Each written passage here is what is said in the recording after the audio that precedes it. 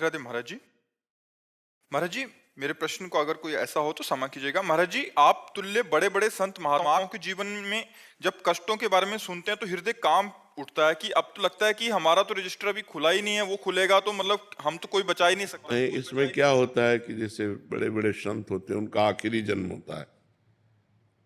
अब सृष्टि के जितने भी जन्मों में उन्होंने पाप किए हैं तो कुछ तो भगवान ने नष्ट कर दिए और कुछ जो शरीर रचना के समय रखे गए थे। साधु तो हम बाद में बने हैं ना, शरीर तो पहले बना है ना हमारा। तो उस शरीर रचना के समय रखा गया। जैसे हमारे शरीर में रोग है, दोनों किडनी फेल हैं, तो ये माँ के गर्भ से ही पॉलिसिस्ट किडनी रोग होता है। पॉलिसिस्ट वो वंशानुगत होता है, वो प्रायः बहुत लोगों को होता है। तो वही गर्भ से रचना हुई, तो हम ऐसे गर्भ में आए जिसमें पॉलिसिस्ट था। वो पॉलिसिस्ट हमारे ऊपर शरीर में आया, किडनी में आया, और उस समय आकर के फेल कर दिया। तो बाबा जी और भजन तो हम अब कर रहे हैं ना।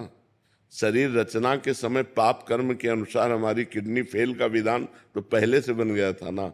और जो बहुत कष्ट देखा जाता है उसका कारण उनका अंतिम जन्म है। अब पूरा हिसाब किताब बराबर करके वो भगवान को प्राप्त हो जाएंगे। इसलिए बड़े बड़े संतों, किसी को कैंसर, किसी को ये बड़ी बड़ी पीड़ाएं देखी जाती हैं, वो इसीलिए देखी जाती हैं। नहीं तो देखो, ऐसे नीच कर्म करने वाले कितने पापी लोग हैं, बड़े स्वस्थ और हर्षित दिखाई देते हैं, और जो कदम फूंक फूंक के रखते हैं उनको चलना मुश्किल है। तो इसी विधान को देखकर कभी कभी भ्रम हो जाता है कि जो बिल्कुल सही आचरण से चल रहा है उसका चलना मुश्किल है, और जो बिल्कुल गलत चल रहा है वो दौड़ रहा है आराम से। वो पापी पुरुष वर्तमान में है लेकिन पूर्व में उसका पुण्य है, इसलिए पुण्य के कारण वो पाप करता हुआ भी सुखी दिखाई देता है। और वो महात्मा है, वर्तमान में उसका भजन है लेकिन पूर्व का पाप है, उसको भोगना पड़ रहा है। ये क्रम है, उसको समझ पाना। चूंकि वो अव्यक्त है ना, दिखाई तो देता नहीं ना। अब वो लागू हो गया कर्म, अब वो पाप कर रहा है वर्तमान में, लेकिन उसका पुण्य लागू हो गया तो उत्थान होता चला जाएगा। और जिस समय वो पुण्य खत्म हुआ और पूर्व का पाप और वर्तमान का पाप जुड़ेगा तो ब्लास्ट हो जाएगा, कुल सहित नष्ट हो जाएगा, बिल्कुल भ्रष्ट हो जाएगा, पत्ता साफ हो जाएगा। तो पापाचरण कभी किसी का शांति और विश्राम का हेतु नहीं हो सकता, वो विनाश का हेतु होगा। समय है, तुम्हारा पुण्य लागू है, भोग लो अपने पुण्य को, और जब पुण्य खत्म हो जाएगा तब तुम्हारा मिट्टिया मेट हो जाओगे। आज ऐसे धर्म से चल रहे हो, तुम्हारा पाप लागू हो गया तो उसे भोग लो चुपचाप।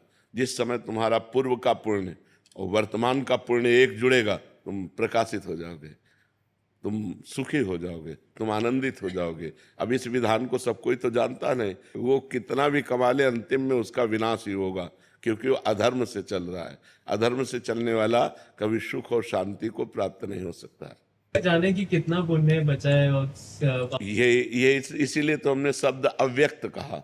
अव्यक्त माने जो व्यक्त नहीं। अब हमें क्या पता, वो तो भगवान जान सकते हैं। हम तो इतना भी ज्ञान नहीं हमको कि हम माँ के गर्भ में 9 महीने रहे तो कैसा लग रहा था।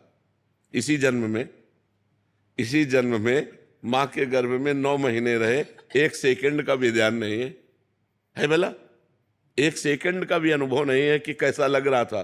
तो पूर्व जन्म का हमें क्या ध्यान, और अनेकों जन्म का हमें क्या ध्यान, अनंत जन्म का हमें क्या ज्ञान, ये तो भगवान ही जान सकते हैं। इसी तरह के वीडियो देखने के लिए चैनल को लाइक एंड सब्सक्राइब करें।